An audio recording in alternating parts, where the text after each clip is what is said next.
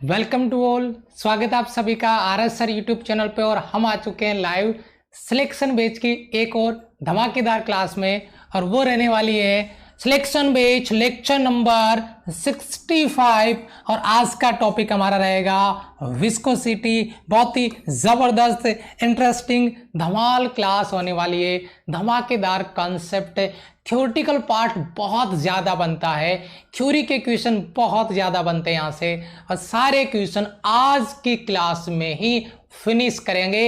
यानी आज की क्लास बड़ी हो सकती है। आज की क्लास में विस्कोसिटी नाम का जो भूत है उसको भगा देंगे हमेशा हमेशा के लिए। गजब के कॉन्सेप्ट तैयार करेंगे। तो एक बार जो बच्चे क्लास में आ चुके हैं हाउस द जोश का रिप्लाई कर दें, लाइक बटन पे नहीं कमेंट सेशन में हाउस द जोश का रिप्लाई करिए। और जो बच्चे क्लास में आ चुके हैं वो एक बार लाइक बटन पे अपनी प्रेजेंट ठोक दें, लाइक बटन पे अपनी प्रेजेंट लगा दें। उसके बाद में अगर हो सके थोड़ा सा भी दिल करें कि क्लास को यार शेयर भी करना चाहिए, तो फटाफट से क्लास को शेयर कर देना। आग होने वाली है आज की क्लास में। चलिए तो बिना देरी के क्लास को स्टार्ट करते हैं। शाबाश शाबाश शाबाश, वेलकम। तो देखिए बेटा, लेक्चर नंबर 65 विस्कोसिटी फ्लूइड जो टॉपिक हमारा चल रहा था उसके चार क्लासें पीछे खत्म कर दिए। आज का जो टॉपिक है अलग हमने किया है विस्कोसिटी।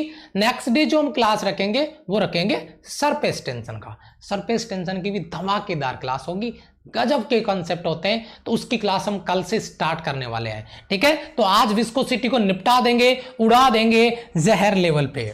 तो सबसे पहले जैसे ही अपन विस्कोसिटी टॉपिक को फील करने जाते हैं, विस्कोसिटी नाम लेते हैं, तो तुरंत एक चीज दिमाग में आनी चाहिए, विस्कोसिटी। बेटा आप एक जनरल मेरा सवाल आपसे है, बेटा अगर एक ऑब्जेक्ट को, किसी ठोस सॉलिड ऑब्जेक्ट को अगर किसी दूसरी सरफेस पे अगर मोशन करवाते हैं, तो उन दोनों की कांटेक्ट सरफेस पे क्या लगता है? क्या लगता है? सरफेस, आपका जो सरफेस है उस सरफेस पे वहां पे फ्रिक्शन लगेगा, घर्षण लगेगा। दोनों की कांटेक्ट सरफेस पे जो संपर्क सतह है वहां पे घर्षण लगता है। क्या लगता है बेटा? घर्षण यानी फ्रिक्शन। वो सॉलिड की दो कांटेक्ट सरफेस के बीच में अप्लाइड फ्रिक्शन है, जो कि दोनों सरफेस को मोशन करने के लिए अपोज करती है, उस मोशन का विरोध करता है। यानी जो सॉलिड में दो लेयर के बीच में, दो लेयर को एक दूसरे पे फिसलने का, मोशन का अपोज करता है, हम उसको फ्रिक्शन कहते हैं, हम उसको घर्षण कहते हैं। अगर उसी कॉन्सेप्ट को कॉपी पेस्ट करके मैं सॉलिड के बजाय लिक्विड में डाल दूं, तो वही प्रॉपर्टी अपोज करने की, विरोध करने की लिक्विड के लिए वो कहलाएगा आपका विस्कोसिटी। यानी सॉलिड में जो सरफेस के मोशन का अपोज करता है उसको जाना जाता है फ्रिक्शन यानी घर्षण के नाम से। और जो लिक्विड में जो मोलिकुलर है, जो पार्टिकल है, जो कण है, उनके गति का, वाटर के जो लिक्विड की जो लेयर है उनकी गति का जो विरोध करता है वो है हमारा विस्कोसिटी यानी श्यानता। यानी ये भी एक घर्षण है, लिक्विड का घर्षण मान लो आप। यानी तरल के परतों के बीच में, तरल के जो कण पार्टिकल है जो मोशन करते हैं, तो उनकी जो लेयर है, पार्टिकल्स जो परतें बनी हुई है मॉलिक्यूलर की, अणुओं की, वो एक दूसरे पे जब फिसलती है तो उसका विरोध करती है, और वो विरोध होता है विस्कोसिटी। एक डायग्राम आप काफी देर से देख रहे होंगे, बोले यार ये हो क्या रहा है? एक ये आपका ट्यूब है, एक ये ट्यूब है, एक ये ट्यूब है, तीनों पे बॉल हमने एक साथ छोड़ी है, तीनों पे बॉल हमने एक साथ छोड़ी है। जरा गौर फरमाइएगा, फिर से देखिएगा, यहाँ पे ये बॉल एक साथ, तीनों बॉल एक साथ तुरंत पहुंच गया, ये अब पहुंच रहा है, और ये उससे भी लेट है, लास्ट में, सबसे लास्ट में ये पहुंचेगा। ये पहुंच चुका है और ये अभी तक भी नहीं पहुंचा, अब पहुंचा है। क्या फर्क है? ये फर्क है, ये जो हमने इसमें लिक्विड फिल किया हुआ है, इन तीनों में उन लिक्विड की विस्कोसिटी, इसकी विस्कोसिटी श्यानता सबसे ज्यादा है। इसका जो मोशन हो रहा है इस बॉल का, उसका विरोध सबसे ज्यादा है, इसमें विरोध कम है और इसमें बहुत ही कम है, तुरंत नीचे पहुंच गया बॉल, देख रहे होंगे आप। तो इस तरीके का जो कॉन्सेप्ट है इसी को हम विस्कोसिटी कहते हैं। एक बार सारे बच्चे तैयार हैं, रेडी हैं सर फायर करने के लिए। विस्कोसिटी का बेसिक कॉन्सेप्ट मैंने बता दिया है, मैंने फ्रिक्शन के साथ इसको कंपेयर कर दिया है, तो अब आग उगलने के लिए मेरे सोल्जर तैयार होंगे। विस्कोसिटी का जो जहर कॉन्सेप्ट है वो मैंने यहां पे इंक्लूड कर दिया है, चीज बता दी है कैसे क्या हो रहा है, और टॉपिक आज का हमारा विस्कोसिटी। तो बेटा ये जो कॉन्सेप्ट मैंने बताया, इस कॉन्सेप्ट को अपन लैंग्वेज में कैसे लिखेंगे, अपने नोट्स में कैसे लिखेंगे, जो चीज मैंने आपको प्रैक्टिकली समझाई है, फील कराई है, उसको लैंग्वेज में कैसे डिफाइन करेंगे, थ्योरी में कैसे लिखेंगे, नोट्स में कैसे लिखेंगे। तो उसके लिए मैंने यहां पे नोट किया हुआ आपका पॉइंट, उस पॉइंट पे जरा गौर फरमाइएगा। पॉइंट क्या है, ध्यान दीजिएगा। विस्कोसिटी यानी श्यानता, तरल, और तरल जो यहां पे आपका विस्कोसिटी जो प्रॉपर्टी अपन फ्लूइड के लिए ले रहे हैं, उसमें नंबर 1 आपका द्रव है कि नहीं है, लिक्विड, और नंबर 2 गैस। अपन लिक्विड की भी बात करेंगे और अपन गैस की भी बात करेंगे। याद रखना बेटा, विस्कोसिटी की बात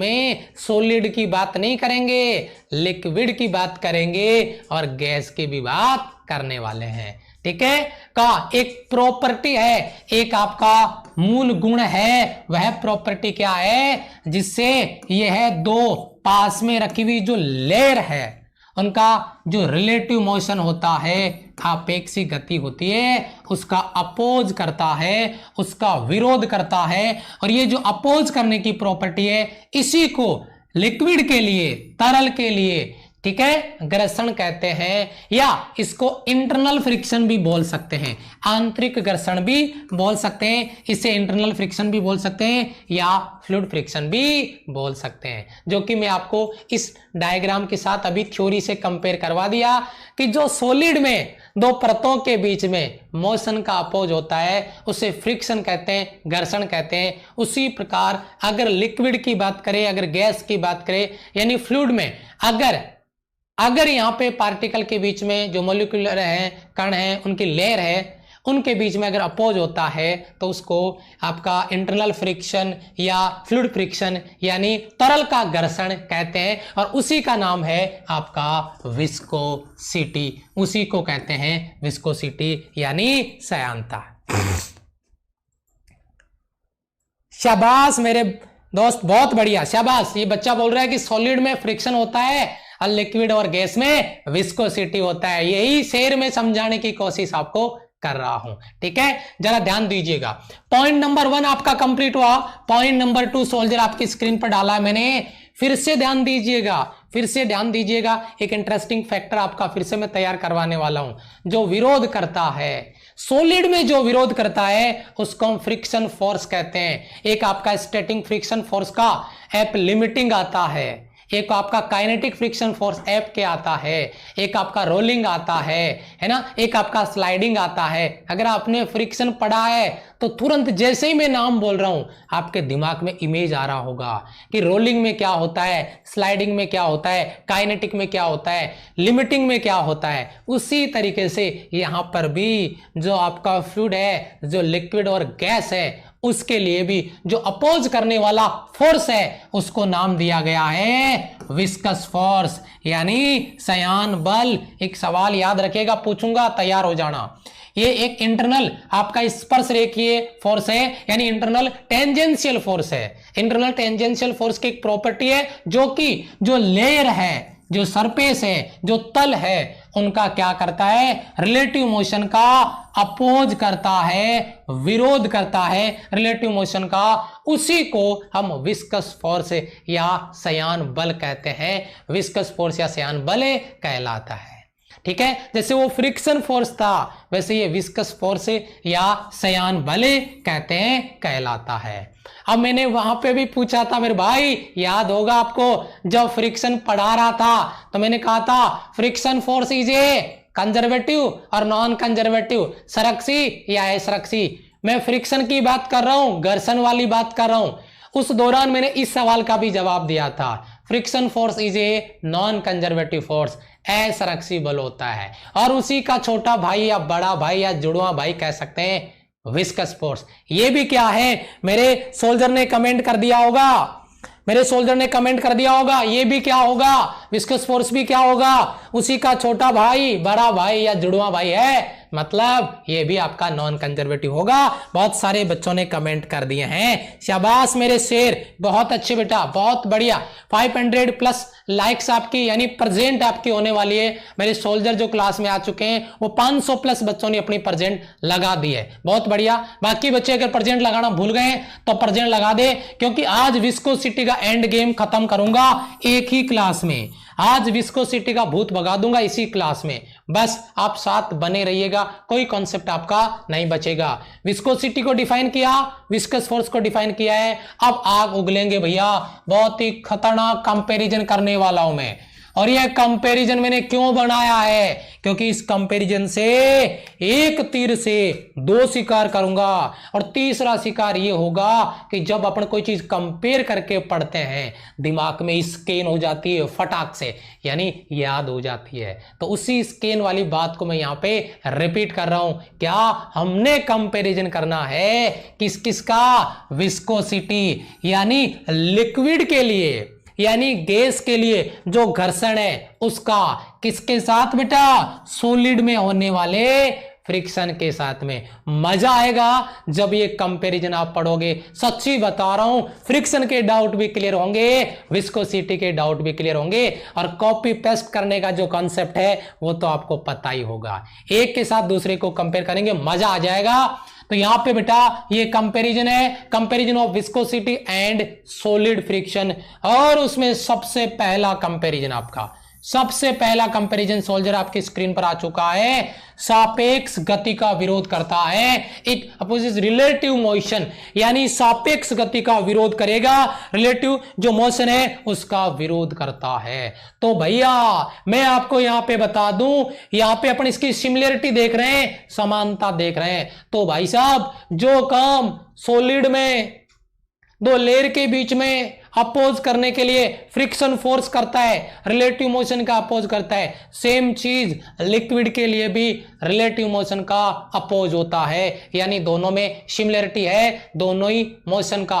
वो सॉलिड के मोशन का अपोज करता है, और ये जो लिक्विड है या जो गैस है, उनकी जो मॉलिक्यूलर है, उनकी जो लेयर है, उनके मोशन का अपोज करता है। पहला कंपैरिजन क्लियर है। हाउस द जो सोल्जर 650 स्टूडेंट, लगभग 700 प्लस स्टूडेंट क्लास में चाहिए। दिल पे हाथ रख के कहिएगा, अगर क्लास को शेयर नहीं किया है अपने ग्रुप में शेयर करो, अपने दोस्तों को बुलाओ, एक क्लास में आज विस्कोसिटी को एंड कर देंगे। आपको क्लास को शेयर करना होगा, अगर दिल से आवाज आए कि क्लास शेयर करनी चाहिए तो करिएगा, अदरवाइज कोई जरूरत नहीं है।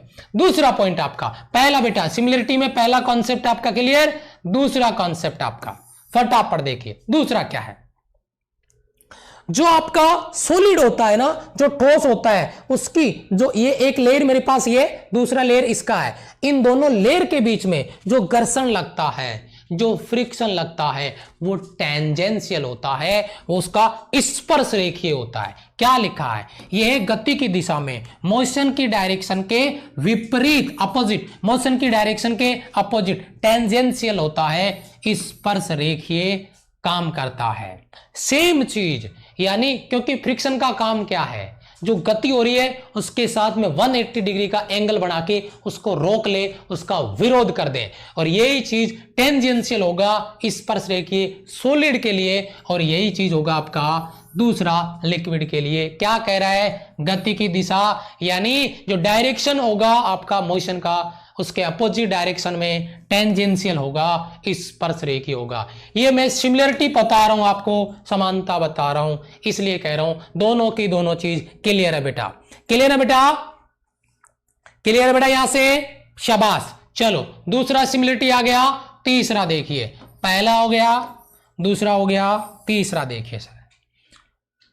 अगर अपन फ्रिक्शन की बात करते हैं तो फ्रिक्शन जिंदा हो जाता है जब मोशन होने की बात आती है, जब गति होने वाली होती है, या गति होने का प्रयास होता है, या गति हो रही होती है, उस दौरान फ्रिक्शन अप्लाई होता है, जिंदा हो जाता है। कैसे, यह है तब अप्लाई होगा जब लेयर तरल की दो सतहों के सापेक्ष गति करता है। यहां पे सॉलिड के लिए लिक्विड शांत था, अच्छा विस्कोसिटी है, चलो ठीक है, यानी लिक्विड के लिए सही है, ऊपर विस्कोसिटी है तो विस्कोसिटी में लिक्विड काम में लेंगे, ठीक है। तरल की दो सतहों के बीच में सापेक्ष गति होगी। अगर लिक्विड फ्लो कर रहा है, लिक्विड बह रहा है, एक लेयर के ऊपर दूसरी लेयर आगे बढ़ रही है, तो उसका विरोध होता है, अपोज होता है, ठीक है। मैं आपको एग्जांपल देता हूं यार, अगर अपन सरफेस पे आंगन में अगर पानी डालते हैं, नंबर 1, नंबर 2 अगर अपन हनी यानी शहद डालते हैं, तो भैया जल्दी कौन सा फैलेगा? आप कहोगे सर पानी जल्दी फैल जाएगा, क्योंकि पानी की जो लेयर है उसका विस्कोसिटी यानी विरोध करने की क्षमता कम है, वो कम विरोध करता है तो पानी दूर तक फैल जाता है। कंपेयर अगर अपन करते हैं हनी के साथ में, शहद के साथ में, उसकी लेयर का अपोज करने की जो प्रॉपर्टी है वो ज्यादा है, उसकी विस्कोसिटी ज्यादा है, उसकी श्यानता ज्यादा है, तो हनी ज्यादा दूर तक नहीं फैल पाएगा। तो ये अपोज करने का कॉन्सेप्ट ही है। यहां पे अगर सॉलिड की बात करते हैं, ये तब लगता है जब दो वस्तुएं सापेक्ष गति करने वाली होती है या गति कर रही होती है। बताइए बेटा, क्लियर है सभी सोल्जर का? सभी सोल्जर का क्लियर है? क्लियर है बेटा? बहुत बढ़िया, शाबाश शाबाश शाबाश शाबाश, बहुत बढ़िया। चलो आगे बढ़ते हैं, तीसरा कंपैरिजन हो गया बेटा। अब देखिए, अब आएगा आपका डिफरेंसेस क्या क्या है इनके बीच में। भैया यहां पे 3 हमने सिमिलरिटी देखी, तो चौथा हमको डिफरेंस देखना होगा। और आपको पता है जो सिमिलरिटी है उसके बाद में जैसे डिफरेंस आता है तो भैया दिमाग आपका पूरा फोकस हो जाना चाहिए, क्योंकि सिमिलरिटी याद करना बहुत आसान है, लेकिन डिफरेंस में दोनों चीज अलग अलग होती है, तो दोनों चीज भी फोकस करने की जरूरत होती है। सिमिलरिटी में एक चीज है तो उसमें भी वही होगा, तो बड़ा आसान होता है। लेकिन अगर अपन यहां पे बात कर रहे हैं किसकी, अगर हम बात कर रहे हैं डिफरेंस की, उस कंडीशन में बहुत बड़ा हलवा होने वाला। इधर जरा ध्यान दीजिएगा। सबसे पहला अगर मैं डिफरेंस की बात करूं तो वो क्या है, जो आपका विस्कस फोर्स है, सयान बल है, वो दो संपर्कित सतहों के क्षेत्रफल के समानुपाती होता है। Viscous force F direct proportionally area, viscous force direct proportionally होता है एरिया के जो सरफेस कांटेक्ट में आ रही है उनके। अभी इसकी बात मैं आगे डिटेल से करूंगा, यहां पे ट्रेलर देख लो, मूवी आगे देखेंगे इसी क्लास में। बस एक बार इतना समझो कि जो आपका विस्कोसिटी है उसमें जो विस्कस फोर्स है, सयान बल है, वो कांटेक्ट एरिया क्षेत्रफल के क्या होता है, समानुपाती होता है, प्रोपोर्शनली होता है। अगर दूसरे पॉइंट पे चलते हैं, दूसरा पॉइंट आपका क्या है, अगर अपन सॉलिड के लिए आते हैं, ठोस के लिए आते हैं, तो ठोस जो है, सॉलिड जो है, वो संपर्कित सतहों के क्षेत्रफल पे निर्भर नहीं करता है। Friction for solid contact surface का जो एरिया है उस पर डिपेंड नहीं करता। Friction does not depends on area of surface, surface के एरिया पे डिपेंड नहीं करता अगर सॉलिड के लिए फ्रिक्शन है तो। लेकिन वही फ्रिक्शन अगर लिक्विड के लिए है, जिसको हम विस्कोसिटी कहते हैं, तो उस दौरान जो विस्कस फोर्स है, जो नॉन कंजर्वेटिव फोर्स आपका सयान बल है, वो एरिया के डायरेक्ट प्रोपोर्शनली होता है। इसका हम डिस्कशन आगे अभी करने वाले हैं। फटाफट से क्लियर होने वाला बहुत ही जबरदस्त कॉन्सेप्ट, जिसके बारे में अपन यहां पे बात करने वाले हैं। ठीक है, यस, क्लियर है बेटा? शाबाश शाबाश। चलिए ध्यान दीजिए, चलो आगे देखिए। पहला आपका हो गया डिफरेंस का पॉइंट नंबर 4। पॉइंट नंबर 5 देखिए क्या है। पॉइंट नंबर 5 क्या है, इस पे ध्यान दीजिएगा। यहां पे जो विस्कस फोर्स है, जो सयान बल है लिक्विड के लिए, जो विस्कस फोर्स आ रहा है आपका लिक्विड का, वो दो जो कॉन्टेक्ट सरफेस है, संपर्क सतह है, उनके लिए जो आपका रिलेटिव वेलोसिटी है, सापेक्ष वेग है, उसके डायरेक्ट प्रोपोर्शनली होता है। मैं फिर बता रहा हूं, जो विस्कस फोर्स है, जो सयान बल है लिक्विड के लिए, F, वो क्या लिखा हुआ है, रिलेटिव वेलोसिटी ऑफ लेयर, परतों के सापेक्ष वेग के डायरेक्ट प्रोपोर्शनली होता है। नीचे लिखा हुआ है यहां पे relative velocity between two layer of a liquid direct proportionally, यानी समानुपाती होता है डायरेक्ट उसके। लेकिन अगर अपन यहां पे बात करते हैं, फिर बता रहा हूं क्या, फ्रिक्शन फोर्स सॉलिड के लिए does not depends on velocity of object, object के वेलोसिटी पे फ्रिक्शन डिपेंड नहीं करता है। ये चीजें हमने फ्रिक्शन वाले चैप्टर में पढ़ी हुई है, याद है अगर आपको तो कमेंट में यस सर लिख दीजिएगा, स्पैम कर दीजिएगा फटाफट से। यदि दो वस्तुओं के सापेक्ष वेग पर ये निर्भर नहीं करता है, it is independent of the relative velocity of one body with respect to another body in contact, जो कांटेक्ट में है एक बॉडी दूसरे बॉडी के साथ में, तो वेलोसिटी पे आपका फ्रिक्शन डिपेंड नहीं करता, कांटेक्ट एरिया पे डिपेंड नहीं करता। ये कांटेक्ट एरिया के डायरेक्ट प्रोपोर्शनली होता है, ये वेलोसिटी के डायरेक्ट प्रोपोर्शनली होता है। ये कंपैरिजन बहुत ही जबरदस्त हंगामा होने वाला है, बहुत जबरदस्त आपका कंपैरिजन होने वाला है। बताइए बेटा क्लियर है? बताइए क्लियर है बेटा? शाबाश शाबाश, क्लियर है बेटा? ओके 655 स्टूडेंट ने अपनी प्रेजेंट लगा दी है, बहुत अच्छे बेटा, शाबाश। जल्दी से बताइए क्लियर है बेटा यहां तक? बहुत बढ़िया।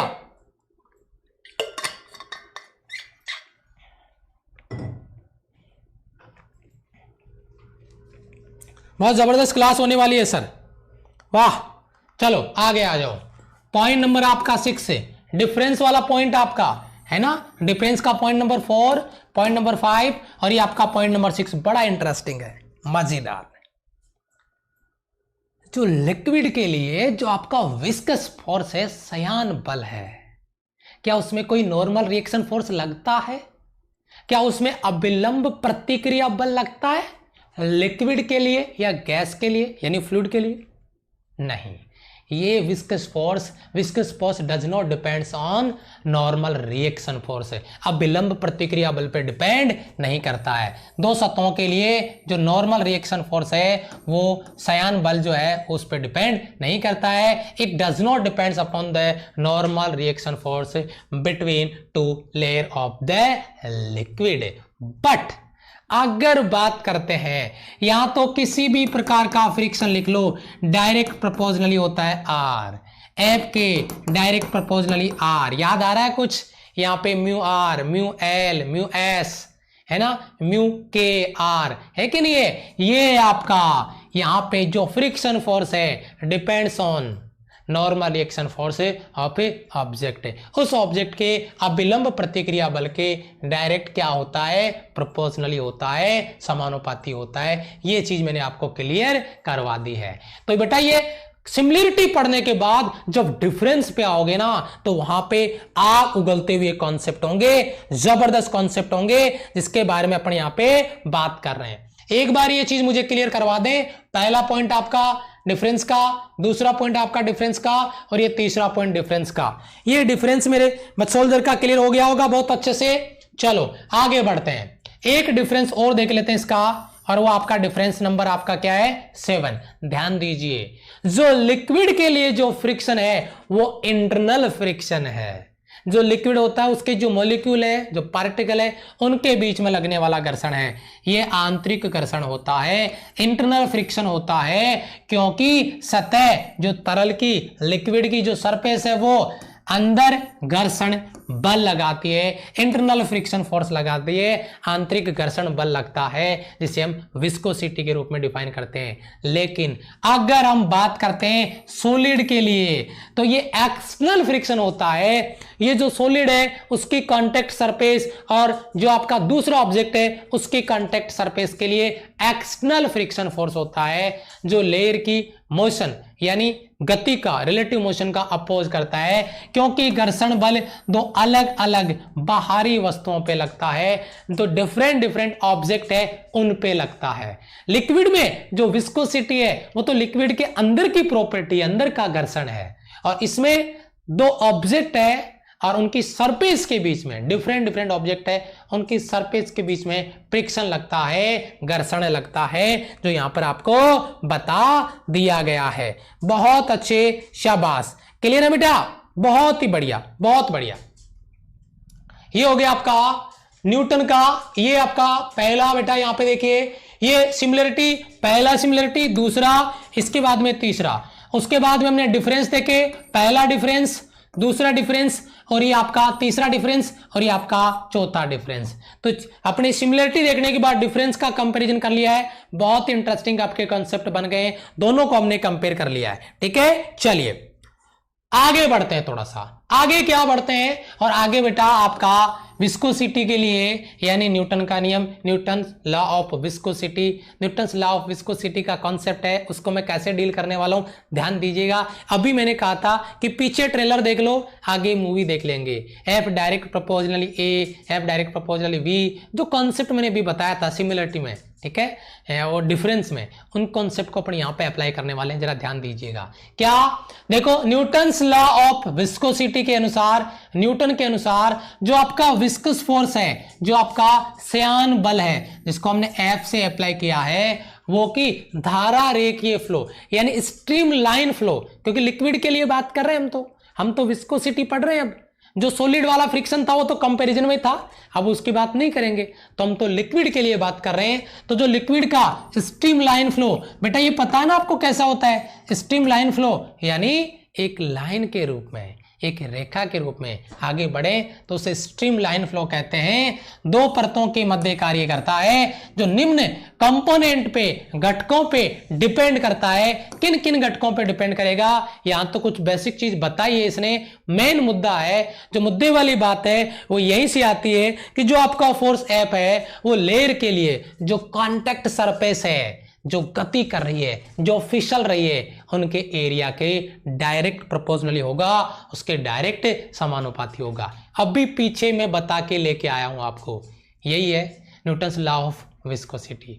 पहला आपका कॉन्सेप्ट ध्यान दीजिए, एफ डायरेक्ट प्रोपोर्शनली है आपका एरिया ऑफ लेयर, यानी एफ समानुपाती ए, जो विस्कस फोर्स है वो एरिया की डायरेक्ट प्रोपोर्शनली है, उसके समानुपाती है। क्लियर है बेटा, क्लियर है बेटा यहां से, ओके चलो जी बहुत बढ़िया, आगे बढ़ते हैं। अब देखिए बेटा इसकी दूसरी प्रॉपर्टी, और यहीं से एक बहुत जबरदस्त हम फॉर्मूला तैयार करने वाले हैं, गजब का फॉर्मूला तैयार करने वाले हैं बेटा, शाबाश बहुत अच्छे। देखिए बेटा दूसरी आपकी जो प्रॉपर्टी है उसमें क्या बोला जा रहा है कि यानी आपका विस्कस फोर्स एफ यानी श्यान बल डायरेक्ट प्रोपोर्शनली है वेलोसिटी ग्रेडियंट यानी वेग प्रवणता। और वेलोसिटी ग्रेडियंट की बात अगर अपन करते हैं लेयर के लिए तो वो होती है बेटा del we upon del y. यहां पे अगर डेल वी एक्स एक्स के लिए डायरेक्शन दिया जा रहा है और ये डेल वी वाई आपका जो डिस्प्लेसमेंट है वाई एक्स की डायरेक्शन दिखाया गया है इसको, मतलब जो वेलोसिटी ग्रेडियंट होता है उसमें क्या होता है कि वेलोसिटी में लेंथ से डिवाइड हो जाता है, जैसे पोटेंशियल ग्रेडियंट है, पोटेंशियल में लेंथ का भाग लगा दिया जाता है, यानी प्रवणता ऐसे ही निकालते हैं उसकी, जैसे वेग प्रवणता है तो वेग बटा लंबाई का भाग लगा दिया उसमें, तो डेल वी एक्स बटा डेल वी वाई। अब आप मुझे यहां पे ये चीज बताइए, अगर मैंने पीछे नंबर 1 का जो कॉन्सेप्ट था बेटा उसको रिलेट करना, एफ डायरेक्ट प्रोपोर्शनली ए, अगर मैं इक्वेशन 1 और अगर 2 को मिस करता हूं, सॉरी मिस नहीं मिक्स करता हूं तो एफ डायरेक्ट प्रोपोर्शनल ए, और मैं इसको लिख सकता हूं बेटा डेल वी अपॉन डेल आपका जो दूरी है मैं वाई लिख रहा हूं या एक्स लिख रहा हूं, उसको आप कंफ्यूज मत हो, डेल एक्स लिख लो डेल एल लिख लो, जो भी आप लिखो फर्क नहीं पड़ेगा, उससे न्यूमेरिकल में जो वैल्यू बोलेगा वो लिखेंगे हम, ठीक है। अब यहां से अपन इसको प्रोपोर्शनली में क्लिक करते हैं, बराबर में यहां पे प्रोपोर्शनली साइन हटाएंगे, ईटा एक कांस्टेंट आ जाएगा, ए आपका डेल वी बटा डेल वाई या डेल एक्स हो जाएगा या डेल एल हो जाएगा, तो इसको लेकर आप कंफ्यूज मत होना, ये हमारा एक जनरल फॉर्मूला बन गया। यहाँ पे ईटा आपका विस्कोसिटी कोएफिशिएंट है, श्यानता गुणांक है, बहुत काम की चीज है। ईटा बराबर अगर आप निकालना चाहते हो तो बेटा एफ आपका जो बल है वो बटा ए, एफ ईटा इधर रखो, एफ में 1 का भाग लगेगा और ये आपका इनटू में मल्टीप्लाई हो जाएगा क्या डेल वी बटा डेल वाई के रूप में। तो इस प्रकार से आप ईटा को डिफाइन कर सकते हैं, ईटा को एक्सप्लेन कर सकते हैं। अभी मैं इसके यूनिट और डायमेंशन आपसे पूछूंगा, लेकिन पहले मुझे इतना बताओ कि ये जो concept upon Newton's law of viscosity बना रहे थे, ये इसका पहला कॉन्सेप्ट था, ये इसका दूसरा कॉन्सेप्ट था, और मैंने पहले और दूसरे को मिक्स करके एक फॉर्मूला बना के आपको ईटा का वैल्यू निकालने के लिए बोला है। तो इसमें किसी बच्चे का कोई डाउट है? क्लियर है बेटा? ठीक है, क्लियर है बेटा, शाबाश बहुत बढ़िया, वेरी गुड। शाबाश शाबाश। एक बच्चा कह रहा है कि सर नेगेटिव साइन आएगा। देखो बेटा, नेगेटिव साइन अगर आप लगाते हो, यहां पे नेगेटिव साइन अगर लगाते हो तो आपको लिखना पड़ेगा कि ये नेगेटिव साइन जो मोशन का अपोज हो रहा है उसको रिप्रेजेंट करता है। हमने नहीं लगाया तो वो लाइन हमें लिखने की जरूरत नहीं है। अगर आप माइनस लगाए हो तो वो लाइन आपको नीचे ऐड करनी पड़ेगी कि यहाँ पे जो मोशन होता है लेयर का, उसका अपोज करने के लिए, उस विरोध को रिप्रेजेंट करने के लिए नेगेटिव साइन इसमें लगाया गया है। ये चीज क्लियर है बेटा? तो यहां से आप मुझे इसका यूनिट और डायमेंशन बना के बताइए, जो कि मैं यहां पर आपका नोट करने वाला हूं। ईटा एक विस्कोसिटी कोफिशिएंट है, कोफिशिएंट ऑफ विस्कोसिटी है ऑफ लिक्विड के लिए, जो मैं आपको ऑलरेडी बता चुका हूं। तो यहां पे आप मुझे इसका डायमेंशन बता दीजिए और मुझे इसका यूनिट बता दीजिए। ठीक है, एक यूनिट तो मैंने लिखा है, फॉर्मूले से बना के आप इसका जो यूनिट है, डायमेंशन है, वो फटाफट कमेंट कर दो, फिर बाद में आगे बढ़ते हैं। मोस्ट इंपॉर्टेंट आपका डायमेंशन है, मोस्ट इंपॉर्टेंट आपका डायमेंशन है सर, बहुत अहम होने वाला है आज का क्लास, बहुत इंपॉर्टेंट होने वाला बेटा। शाबाश, बहुत बढ़िया बेटा, वेरी गुड वेरी गुड। बहुत से बच्चों ने लिखा है बेटा, यूनिट भी लिख रहे हैं, डायमेंशन भी लिख रहे हैं, यूनिट भी लिख रहे हैं और डायमेंशन भी लिख रहे हैं। चलो बेटा, बहुत सारे बच्चे लिख रहे हैं, यूनिट भी लिख रहे हैं और डायमेंशन भी लिख रहे हैं। देखो बना सकते हैं, हमने अभी क्या बनाया था, एफ बराबर eta A del we upon del Y. अगर आपको ईटा के लिए बनाना है बेटा तो ये हो जाएगा आपका एफ बटा ए और इनटू में आपका ये आपका ईटा बराबर एफ बटा ए और ये अच्छा अच्छा अच्छा अच्छा, एक मिनट, मैंने इसको गुणा में लिख दिया कि इधर नीचे, इसको उलटना पड़ेगा बेटा, ये गड़बड़ हो गया इधर, है ना, ध्यान नहीं दिया है, इसको उलटना पड़ेगा क्योंकि तो बट्टे में जाएगा ना, ईटा तो इधर रखा है, इधर बट्टे में जाएगा, तो इसको del y upon del v करना पड़ेगा। बाई मिस्टेक बेटा, यहाँ पे चलो सही हो गया, अपन यहाँ पे इसको चेक किया तो पता चला कि उलटना था इसको, डेल वाई बटा डेल वी। ठीक है बेटा, चलो इसका यूनिट बनाओ बेटा, बल के लिए मात्रक न्यूटन बटा एरिया के लिए metre square into del y के लिए मीटर बटा वेग के लिए मीटर प्रति सेकंड। तो प्रति सेकंड ऊपर चला जाएगा, ऊपर सेकंड लिख दो बेटा, 1 मीटर से ये मीटर आपका कट गया है तो ये हो गया न्यूटन इंटू सेकंड बटा मीटर स्क्वायर। एक बार बताइएगा बेटा क्या आपने सही लिखा है इसका यूनिट, इसका मात्रक सही लिखा है? अगर सही लिखा तो इधर लिख देते बेटा न्यूटन इंटू सेकंड बटा मीटर स्क्वायर। चेक करिए जरा एक बार जनाब, चेक करिए एक बार, न्यूटन इंटू सेकंड बटा मीटर स्क्वायर सही लिखा है कि जरा चेक करिए एक बार सारे बच्चे। अब अपन इसका डायमेंशन बना देंगे बेटा, अब अपन इसका डायमेंशन बना देंगे। हाँ उल्टा हो गया था सर, पहले ही बोला था बेटा, मैं कमेंट नहीं देख पाया, कमेंट बहुत फास्ट चले जाते हैं आपके तो दिखते नहीं है कई बार। चलो अब अपन इसका डायमेंशन बना सकते हैं, बड़ा आसान है बेटा डायमेंशन बनाना। न्यूटन, मैं इसको फॉर्मूले को एक बार इधर नीचे लिख देता हूँ, न्यूटन इंटू सेकेंड बटा मीटर स्क्वायर। तो देखो विमा लिखना बड़ा आसान हो जाएगा, बल की विमा याद होगी बेटा आपको, m1 L1 T-2, सेकेंड के लिए क्या आ जाएगा बेटा T1 बटा एरिया के लिए क्या हो जाएगा L2। सॉल्व कर लो बेटा, m1 ये L2 पर आके माइनस का तो L-1 बचेगा और ये T-2 T प्लस का 1 तो T-1 बच जाएगा। ये आपका डायमेंशन का फॉर्मूला, इसकी बात अपन यहाँ पे कर रहे थे, m1 L-1 T-1। बताइए बेटा डायमेंशन और इसका यूनिट बहुत इंपॉर्टेंट होने वाला है, बहुत इंपॉर्टेंट होने वाला है। ठीक है, बहुत अच्छे, शाबाश, बहुत इंपॉर्टेंट होने वाला है इसका यूनिट और डायमेंशन। अच्छा इसने पॉइजली भी लिखा है, इसने अपने जो इसका यूनिट है वो पॉइजली भी लिखा है, 1 पॉइजली या न्यूटन इंटू सेकंड बटा मीटर स्क्वायर। ये ऐसा ही इसका यूनिट है, न्यूटन इंटू सेकंड बटा मीटर स्क्वायर, या पॉइजली भी इसका यूनिट दिया गया है। बताइए यहां तक प्रत्येक सोल्जर का क्लियर है? और एक चीज का मुझे रिप्लाई चाहिए प्रत्येक बच्चे का, हाउस द जोश, reply in comment box, comment box में एक बार रिप्लाई करिए हाउस द जोश के साथ में, और फिर स्टार्ट करते हैं आगे। ओके चलो जी, शाबाश, वेरी गुड, बहुत अच्छे।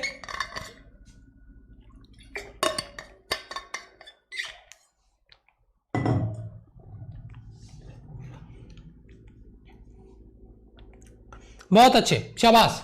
चलो आगे बढ़ते हैं। आगे देखिए बेटा, एक बहुत ही अहम बिंदु पे बात करने वाले हैं, विस्कोसिटी की डिपेंडेंसी, और बहुत तगड़े तगड़े सवाल बनते हैं यहाँ पे, बहुत गजब के कॉन्सेप्ट बनने वाले हैं।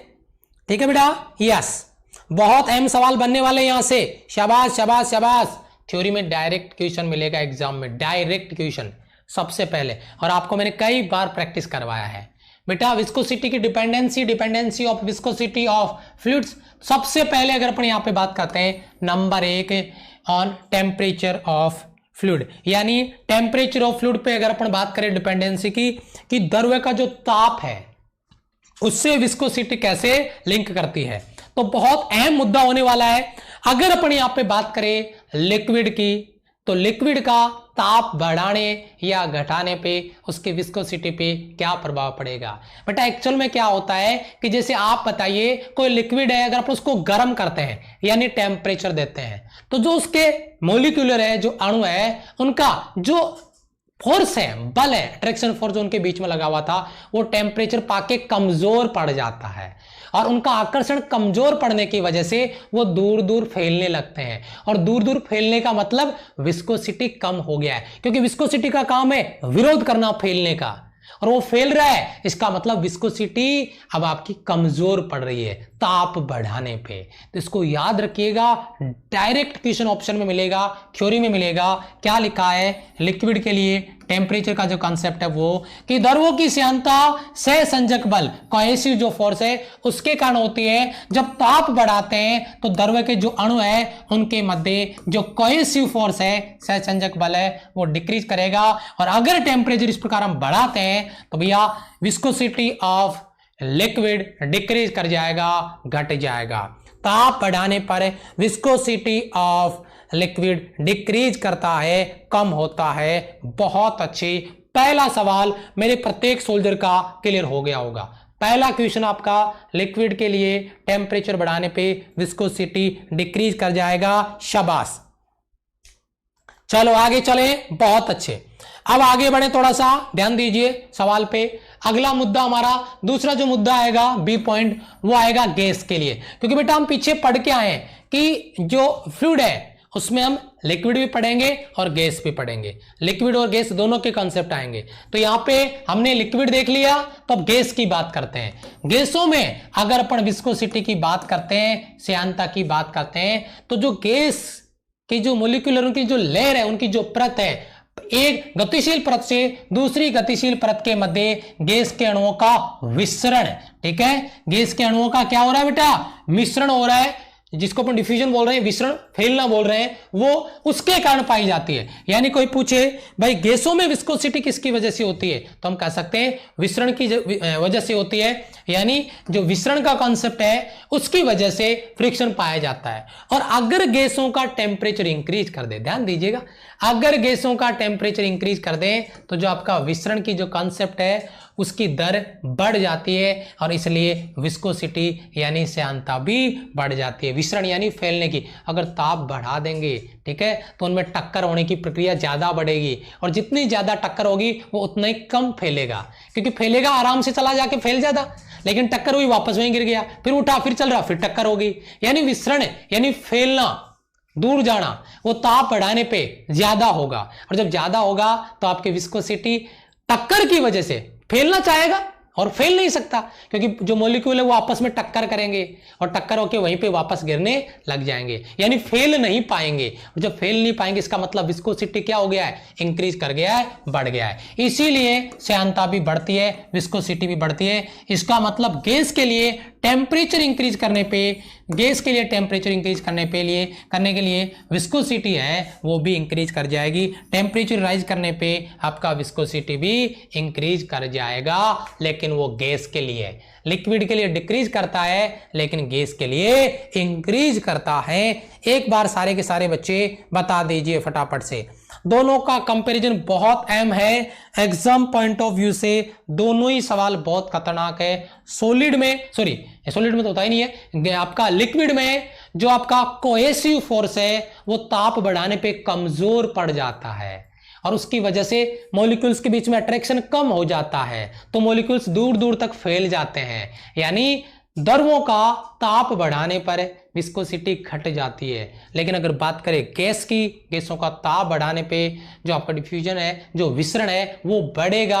और इसका मतलब हुआ मॉलिक्यूल्स के बीच में टक्करों की, नंबर ऑफ कॉलिजन बढ़ेगा, टक्करों की संख्या बढ़ेगी। इसकी वजह से वो दूर दूर तक फैल नहीं पाएंगे, और फैल नहीं पाएंगे इसका मतलब है कि विस्कोसिटी इंक्रीज कर गया, यानी श्यानता बढ़ गया। ये आपका कॉन्सेप्ट रहेगा बी पॉइंट के रूप में, जिसके बारे में अपन यहाँ पे बात कर रहे हैं। बताइए जरा, एक क्वेश्चन आया था? शाबाश शाबाश शाबाश। चलो जी आगे बात करते हैं। अगला कॉन्सेप्ट आपका क्या है उसके लिए बात कर देते हैं बेटा। अंडर प्रेशर, ये बेटा यहाँ पे थोड़ा सा मिस्टेक है, ये आपका लैंग्वेज मिसमैच हो गया है जब ट्रांसलेट किया गया इसको उस दौरान। On the pressure of fluid, यहाँ पे अपन पहले प्रेशर पढ़ेंगे, ठीक है, ये प्रेशर का कॉन्सेप्ट है। नेचर का जो कॉन्सेप्ट है वो आगे पढ़ेंगे, नेचर का कॉन्सेप्ट है वो आगे पढ़ेंगे। ये आपका प्रेशर का कॉन्सेप्ट पढ़ रहे हैं और यहाँ पर अपन नेचर का पढ़ेंगे। तो ये थोड़ा सा क्या है, ट्रांसलेट करने में दिक्कत हो गया, टाइपिंग में मिस्टेक हो गया थोड़ा सा, कोई बात नहीं है। तरल की प्रकृति पे, ये तरल की प्रकृति नहीं है बेटा, मैं काट दे रहा हूं इसका। On the pressure of fluid, जो विस्कोसिटी है, जो फ्लूइड है, उसके प्रेशर पे कैसे डिपेंड करता है, दाब पे कैसे डिपेंड करता है। नेचर वाला आगे पढ़ेंगे, यहाँ पे प्रेशर वाला पढ़ते हैं, ये वाला ऊपर वाला वो गलत था, ठीक है। तो जरा गौर फरमाइएगा, ध्यान दीजिए इस बिंदु पे, ध्यान दीजिए इस बिंदु पे कि जो लिक्विड है आपका, उस लिक्विड की जो विस्कोसिटी है, विस्कोसिटी ऑफ लिक्विड है, प्रेशर इंक्रीज करने पे, वाह भाई वाह, साथ साथ में इंक्रीज करती जाती है, बढ़ती जाती है। क्योंकि जितना अपन प्रेशर इंक्रीज करेंगे उसके जो पार्टिकल है वो उतने ही पास आएंगे, यानी वो फैलने का विरोध करेंगे, फैलने नहीं देंगे। यानी प्रेशर बढ़ाओ तो विस्कोसिटी बढ़ेगी। बहुत तगड़ा सवाल है, एक बार बता दो। गुरुदेव फेफड़े में स्कैन हो गया, ये आपका दिल दिमाग साथ में ऐड कर लेना। अगर स्कैन हो गया तो एक बार कमेंट में लिख दो यस सर। क्या कॉन्सेप्ट है? प्रेशर लिक्विड के लिए, अगर लिक्विड के लिए प्रेशर इंक्रीज करेंगे तो उसके साथ साथ उसकी विस्कोसिटी भी इंक्रीज हो जाएगी। ये चीज आपको, अगर इंक्रीज करेंगे तो यहाँ पे आपका प्रेशर इंक्रीज करने पे विस्कोसिटी भी इंक्रीज होगी। ये बिंदु आपका लिक्विड के लिए पहला पॉइंट प्रत्येक बच्चे का क्लियर है। बताइए जरा, क्लियर है बेटा? शाबाश। अगर लिक्विड, अगर अपन लिक्विड की बात करें, अगर लिक्विड का प्रेशर इंक्रीज करते हैं तो इसका आपका जो विस्कोसिटी है वो भी इंक्रीज करता है। अब गैस का कोई बच्चा मुझे बताएगा, गैस वाला कॉन्सेप्ट बहुत अहम होने वाला है, गैस का कॉन्सेप्ट बहुत अहम होने वाला है। क्या बात है, बताइए जरा, गैस के लिए क्या होगा? प्रेशर का कॉन्सेप्ट डिपेंड करेगा या नहीं? ना, बिल्कुल डिपेंड नहीं करता बेटा, गैस के लिए डिपेंड नहीं करेगा। दूसरा पॉइंट आपका, पहला पॉइंट हो गया प्रकृति के लिए, दूसरा पॉइंट आपका आता है viscosity of gas does not depend on pressure. Practically pressure पे डिपेंड नहीं करती है, ये बात आप रखिए। गैस की विस्कोसिटी दाब पे डिपेंड नहीं करती, लिक्विड की विस्कोसिटी दाब बढ़ाने पर, प्रेशर इंक्रीज करने पे विस्कोसिटी भी इंक्रीज हो जाती है, लेकिन गैस के लिए नहीं करेगी। No effect. अरे वाह मेरे शेर, बहुत सारे बच्चों ने बोला है कोई इफेक्ट नहीं होगा, नो चेंज। क्या बात है, बहुत बढ़िया, शाबाश शाबाश शाबाश, बहुत अच्छे। सिंपल सा कॉन्सेप्ट है, इतना सा ध्यान रखना है। यहां पे लिक्विड के लिए अगर प्रेशर इंक्रीज करेंगे विस्कोसिटी इंक्रीज होगा, लेकिन गैस के लिए प्रेशर इंक्रीज करने पे या डिक्रीज करने पे विस्कोसिटी पे कोई इफेक्ट नहीं पड़ेगा। प्रैक्टिकली उस पर डिपेंड करता ही नहीं है, इसकी कोई निर्भरता नहीं है। स्कैन हो गया है, शाबाश, दिल दिमाग गुर्दे फेफड़े सब में स्कैन हो गया है। चलो तो फिर ये दोनों सवाल तैयार है मेरे सोल्जर का, मेरे सारे सोल्जर ये दोनों सवाल तैयार कर लें।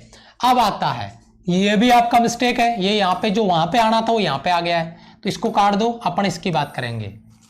On the nature of fluid, यानी नेचर ऑफ फ्लूइड के बारे में बात करेंगे।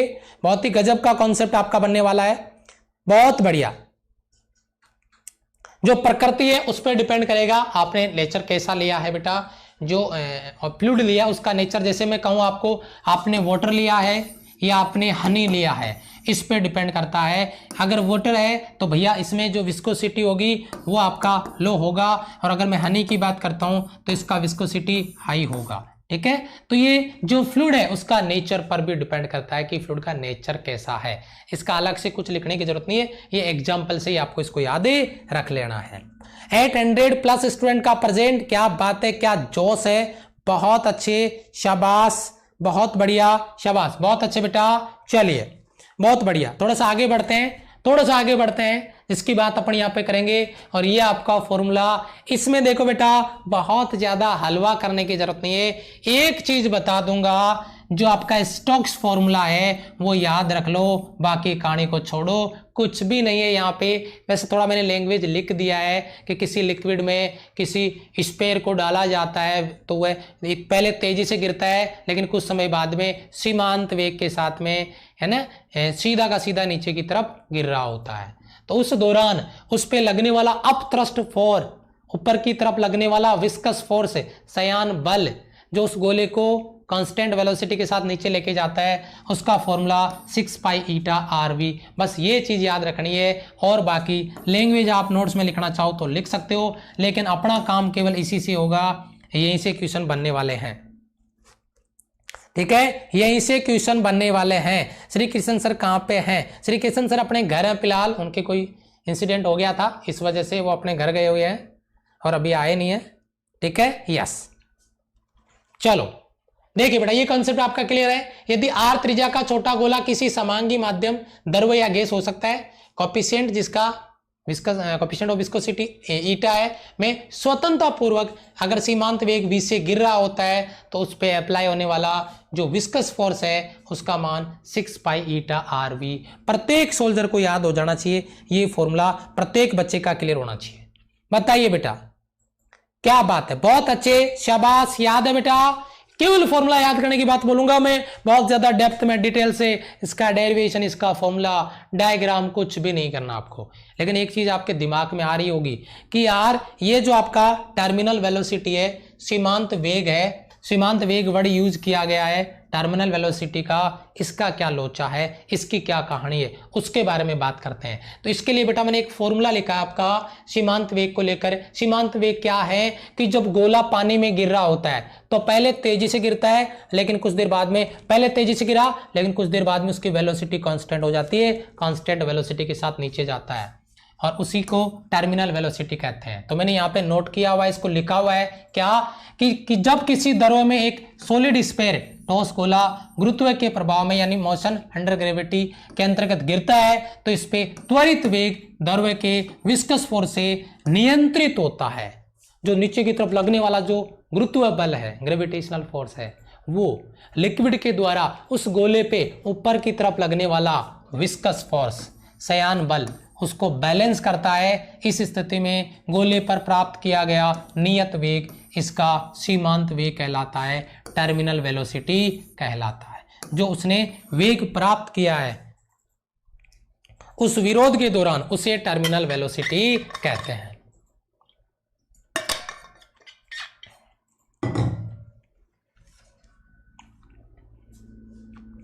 उसे क्या कहते हैं बेटा? टर्मिनल वेलोसिटी कहते हैं। बहुत बढ़िया, शाबाश।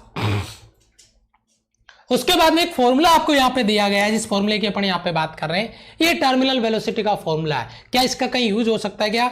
एक मैंने न्यूमेरिकल प्रैक्टिस करवाया था, शायद आपको करवाया था या प्लस पे करवाया था, तो उसमें एक कॉन्सेप्ट का क्वेश्चन बना था, इनका डिफरेंस है ना, यानी जो आपने ऑब्जेक्ट लिया उसका डेंसिटी और जो लिक्विड लिया उसका डेंसिटी का डिफरेंस है, वो इस टर्मिनल वेलोसिटी पे लिंक कर रहा था।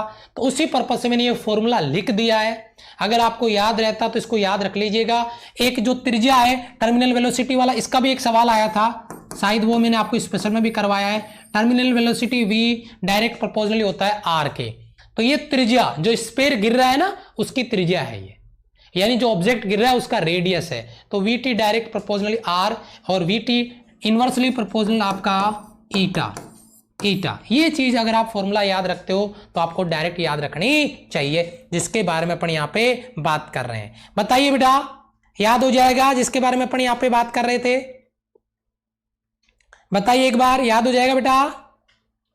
यस, ओके, बहुत बढ़िया, शाबाश बेटा, याद है, ओके, बहुत बढ़िया। आगे बढ़ते हैं। ये फॉर्मूला आपका टर्मिनल वेलोसिटी का कॉन्सेप्ट क्या है? जो नियत वेग से नीचे गिर रहा है कांस्टेंट वेलोसिटी से, वही टर्मिनल वेलोसिटी है। और टर्मिनल वेलोसिटी का फॉर्मूला ये मैंने दे दिया, आर की डिपेंडेंसी दे दी है, डेंसिटी डिफरेंस का रिलेशन दे दिया है और ईटा का रिलेशन दे दिया है, जो आपको यहां पर याद रखना है। आर आपका ऑब्जेक्ट का रेडियस है, रो डेंसिटी ऑफ ऑब्जेक्ट है, सिग्मा डेंसिटी ऑफ लिक्विड है और ईटा आपका कोएफिशिएंट ऑफ विस्कोसिटी है, जो यहां पर आपको दिया गया है। कौन क्या है इसको पहचानने का काम आपका है, कौन क्या है इसको पहचानने का काम आपका है, जो यहां पर आपको ध्यान में रखना है। बहुत अच्छे बेटा, क्लियर है।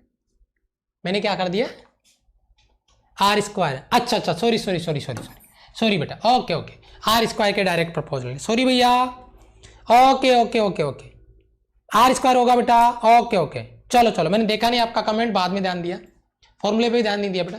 चलो आगे बढ़ते हैं। यहां पे बेटा एक बेसिक कॉन्सेप्ट है बेटा, देखो रेनॉल्ड्स नंबर, देखो इसका कोई सवाल शायद मैंने कहीं देखा नहीं अब तक, लेकिन आपकी एनसीईआरटी बुक में ये दिया हुआ था तो मैंने इसको लिखवाया है। अगर आप इसको स्किप करते हैं तो भी चलेगा, अगर आप इसको 2 मिनट दे देते हैं तो हल्का सा इमेज आपके दिमाग में आ जाएगा, तो अगर आप देख लें तो ठीक है, आपकी मर्जी, अगर आप नहीं देखना चाहते हैं तो आपकी मर्जी, क्योंकि इसका सवाल मेरे को कहीं बुक में अभी मिला नहीं है, देखा नहीं है, और अगर मिल भी जाएगा तो भी बेसिक सवाल होगा। बस रेनॉल्ड्स नंबर क्या है, इसको इतना सा थोड़ा सा एक इमेज अपने दिमाग में डाल लेंगे कि रेनॉल्ड्स जो नंबर है वो क्या होता है कि लिक्विड का फ्लो कैसा होगा, यानी टर्बुलेंट होगा, यानी विक्षुब्ध प्रवाह है, अनियमित फ्लो, जो मैं बता चुका हूं पीछे की क्लासों में, या स्ट्रीमलाइन फ्लो होगा, यानी लिक्विड का जो फ्लो है वो स्ट्रीमलाइन होगा, धारा रेखीय होगा, या टर्बुलेंट यानी अनियमित फ्लो लिक्विड का, वो डिफाइन होता है आपके रेनॉल्ड्स नंबर के आधार पे। लिखा है द्रव्य का प्रवाह विक्षुब्ध होगा, यानी आपका टर्बुलेंट होगा, या आपका लेमिनार, या कह सकते हैं आपका स्ट्रेट लाइन, जिसको अपन कह सकते हैं सीधी रेखा में द्रव्य का प्रवाह हो रहा हो, ठीक है, यस, धारा रेखीय प्रवाह जिसको अपन कह सकते हैं, ये एक विमाहीन अंक के द्वारा दिया जाता है, इस अंक को रेनॉल्ड नंबर कहते हैं, और इसकी डेफिनेशन है वो इस फॉर्मूले से दी जाती है, लेकिन इसका यूज आपका बिल्कुल भी नहीं है, बिल्कुल भी आपको घबराने की जरूरत यहां पे नहीं है। बस ये आपका हो गया चैप्टर कंप्लीट, इसकी जरूरत नहीं है ये चीज, अगर आप देखो ईटा विस्कोसिटी है, ये कॉन्सेप्ट है जो बेसिक कि रेनॉल्ड्स नंबर काम में क्या आता है, ये आपका जो रेखीय जो आपका फ्लो हो रहा है, लीनियर फ्लो हो रहा है, एक लाइन में फ्लो हो रहा है उसको बताएगा, या जिसे लेमिनार बोल रहे हैं, या टर्बुलेंट फ्लो होगा, अनियमित अव्यवस्थित जो फ्लो होगा उसको डिफाइन करता है। ये आपका चैप्टर फिनिश हो गया, बहुत ही इंटरेस्टिंग चैप्टर था, मजा आ गया आज की क्लास के कॉन्सेप्ट में, और आज की क्लास टाइम पर क्लियर हो गई आपकी, आज की क्लास टाइम पर क्लियर हो गई है, यस, हाँ लगभग 3000 प्लस से डिफाइन होता है, हाँ 3000 कुछ बुक्स में 3200, कुछ में 3400, 3000 के आसपास मान के चलिए, ठीक है, उससे कम होगा तो आपका रहेगा, यस, हाँ नहीं कितना होता है इतना डेप्थ में आपको जाने की जरूरत नहीं है बेटा, रेनॉल्ड नंबर किसके लिए कितना होगा इतना ज्यादा डेप्थ में जाने की जरूरत आपको नहीं है। तो क्लास आपका टाइम पे क्लियर हो गया है, कल हम इसका सरफेस टेंशन स्टार्ट करेंगे, बहुत धमाकेदार टॉपिक होने वाला है, आग टॉपिक होने वाला है। जिन बच्चों ने लाइक बटन पे प्रेजेंट नहीं लगाई है, 872 लाइक्स बटन पे प्रेजेंट हो चुके हैं, जिन भी बच्चों ने प्रेजेंट नहीं लगाई लाइक बटन पे प्रेजेंट लगा दें, कमेंट सेक्शन में क्लास को स्विच करने से पहले एक बार जय हिंद लिख दें, आपका प्यार और सपोर्ट यही मिलता रहे। Thank you so much, love you all, bye bye. मिलता हूं मैं प्लस वाले बच्चों को भी 12:30 वाली क्लास में, तब तक के लिए सभी का प्यार और सपोर्ट यही मिलता रहे। जय हिंद, वंदे मातरम।